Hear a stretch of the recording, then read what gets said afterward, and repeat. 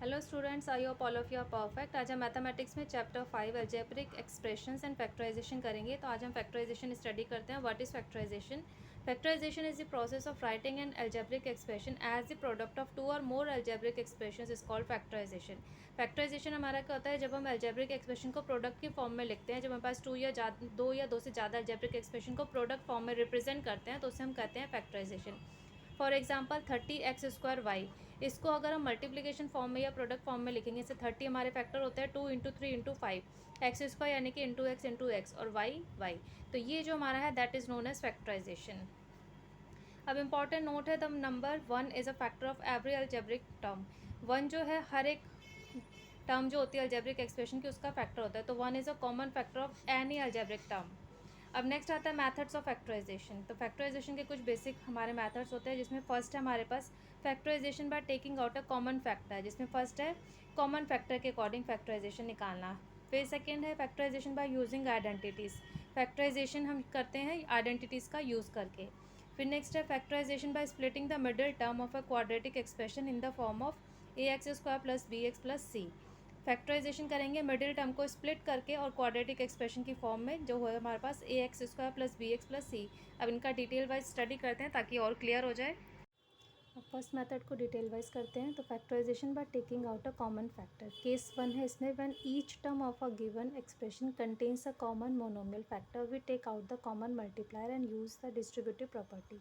अगर हमारे पास एक एक्सप्रेशन गिवन है, उसमें कॉमन मोनोमियल फैक्टर हमें मिल जाता है, तो वो कॉमन मल्टीप्लायर हमें लेना है और डिस्ट्रीब्यूटिव प्रॉपर्टी का हमें यूज़ करना है। चलिए एग्जांपल करते हैं। फैक्टराइज करना है हमें 5p³ minus 15p² plus 35p।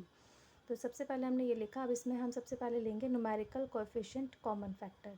तो यहाँ पर हम ध्यान से देखेंगे तो तीनों 5 के टेबल में आते हैं। तो हाईएस्ट हमारा फैक्टर हो जाएगा 5 हमने ले लिया, कोएफिशिएंट कॉमन फैक्टर हो गया न्यूमेरिकल कोएफिशिएंट का। अब सेम ऐसे ही वेरिएबल्स में लेंगे, कॉमन आ रहा है p, तो वेरिएबल कॉमन फैक्टर आ गया p। अब इस पूरे एक्सप्रेशन को हमें जो है 5p से डिवाइड करना है। तो 5p³ minus 15p² plus 35p divide by 5p। अब कॉमन मल्टीप्लायर हमने ले लिया। अब हमें क्या करना है? Distributive property means individual term को हमें 5p से डिवाइड करना है। तो 5p³ divide by 5p minus 15p² divide by 5p plus 35p divide by 5p। ये डिवाइड करके p² आ जाएगा, ये डिवाइड करके माइनस का 3p plus 7।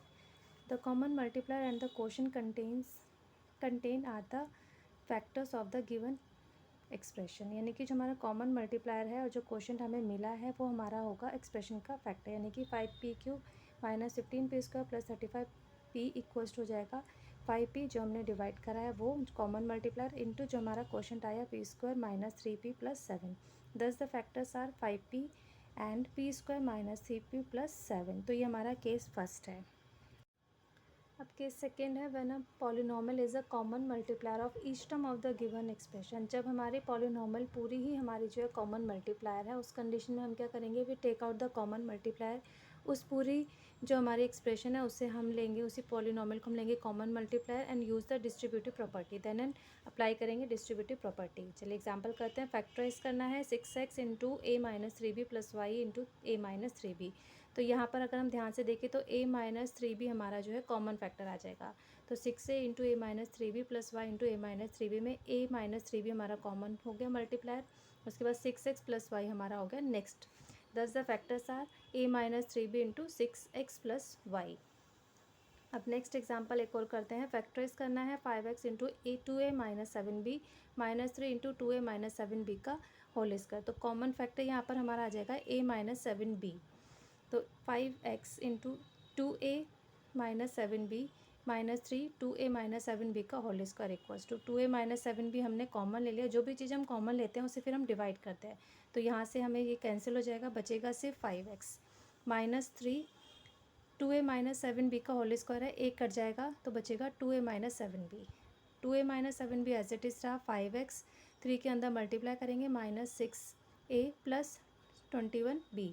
Thus the factors are 2a minus 7b into 5x minus 6a plus 21b।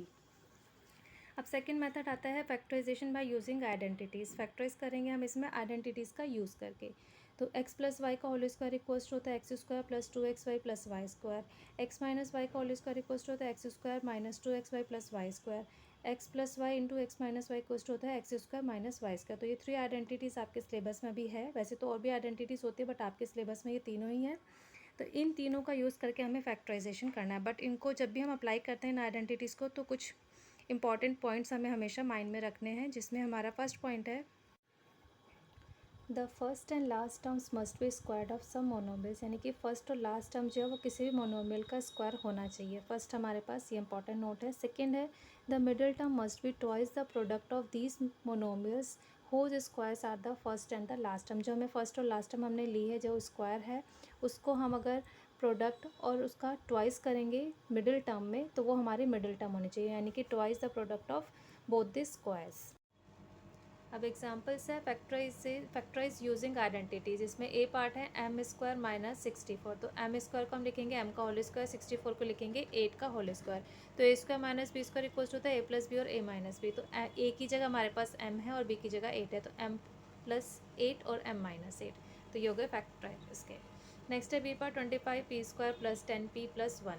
तो 25 p square को हम लिखेंगे 5 पी का whole square plus 2 into x y होता है आइडेंटिटी के अकॉर्डिंग। तो 2 इंटू 5 पी इंटू 1 को लिखेंगे 1 का square. Identity x plus y का होल स्क्वायर इक्वल होता है x square plus 2xy plus Y square. तो ये एक्स स्क्वायर हो गया प्लस 2xy हो गया plus Y square. It means ये इक्वल होगा हमारा एक्स की जगह 5p, वाई की जगह 1। तो 5p प्लस 1 का whole square. It means 5p plus 1 into 5p plus 1 ये होगा इसके फैक्टर। नेक्स्ट है c part 9x square minus 3xy plus 1/4 y square. 9x square को हम लिखेंगे 3x का whole square minus 2 into 3x into 1/2 y का 1/2 वाई प्लस 1/4 वाई स्क्वायर को हम लिखेंगे 1/2 वाई का होल स्क्वायर। तो सेम वही है एक्स माइनस वाई का whole square equals to X square minus 2xy plus Y square. तो ये हो गया हमारे पास X square minus 2xy plus Y square. X की जगह 3x है, वाई की जगह 1/2 वाई है। तो 3x माइनस 1/2 वाई का होल स्क्वायर, यानी कि 3x माइनस 1/2 वाई और दूसरे ब्रैकेट में 3x माइनस 1/2 वाई। तो ये दो हो गए हमारे फैक्टर्स। हमारे पास third factorisation by splitting the middle term of trinomial A X square plus B X plus C, यानी कि हमें मिडिल टर्म को स्प्लिट करना है, उसके उस मतलब स्प्लिटिंग के साथ हमें फैक्टराइजेशन निकालना है। तो एग्जांपल फर्स्ट करते हैं factorize by splitting the middle term of p square plus 11p plus 11। ये हमारे पास एक एक्सप्रेशन गिवन है ट्राइनोमियल की, जिसमें हमें यहाँ पर जो है मिडिल टर्म यानी कि 11p को स्प्लिट करना है। तो ये वाला फर्स्ट हमारा जो है केस 1 होता है जहाँ पर हमारे पास ए एक्स यानी कि यहाँ पर ए की वैल्यू हमारे पास 1 होती है। उस कंडीशन में हम क्या करते हैं, यहाँ रफ में आते हैं A X square plus B X plus C हो गया। तो P square plus 11p plus 18, तो ए की जगह 1 है, तो उस कंडीशन में हमारे पास सी यहाँ पर होगा 18। तो सी इक्वल्स टू 18 है। सो फैक्टराइज 18 इंटू 2 फैक्टर्स। 18 के 2 फैक्टर्स करने हैं कैसे, who some is 11 and product is 18, जिसका सम 11 हो प्रोडक्ट 18 हो। एलसीएम से करेंगे तो 9 और 2 हमें मिला, 9 प्लस 2 11, 9 इंटू 2 18। तो 11 के फैक्टर्स हम लिखेंगे 9 और 2। तो 11 की जगह यहाँ पर हमने लिखा 9 प्लस 2, तो P square plus 9 plus 2 into P plus 18। P के अंदर मल्टीप्लाई करेंगे तो P square plus 9p plus 2p plus 18। अब फर्स्ट टू टर्म की कंपैरिजन करेंगे लास्ट टू टर्म्स की। तो यहाँ पर हमारा p कॉमन आ गया, बचेगा p प्लस 9 प्लस यहाँ पे 2 कॉमन आ गया, बचेगा p plus 9। p plus 9 again हमारा कॉमन आ गया, तो p प्लस 9 नेक्स्ट ब्रैकेट में p plus 2। Thus the factors are p plus 9 and p plus 2। अब ये तो हमारा हो गया एग्जाम्पल जब हमारे पास यहाँ पर 1 है, यानी कि ए हमारे पास 1 है। बट अगर यहाँ पर हमारे पास कोई नंबर होगा 1 के अलावा, तब हमारा मेथड थोड़ा सा चेंज हो जाता है। चलिए उसका भी एग्जाम्पल कर लेते हैं। अब when a is not equals to 1, तो फैक्टराइज करना है एग्जाम्पल में 2x square plus 11x plus 15। तो यहाँ पर हमारे पास a है 2, c है 15। तो इस कंडीशन में हमने क्या करना है, a से निकाल दे। इट मीन्स 2 इंटू 15 करेंगे 30। तो factorize 30 into 2 factors in such a way that the sum is 11 and product is 30। 30 के हमें 2 फैक्टर्स ऐसे करने हैं, सम हमें 11 मिले जो हमारी मिडिल टर्म है और प्रोडक्ट करके हमें 30 मिले।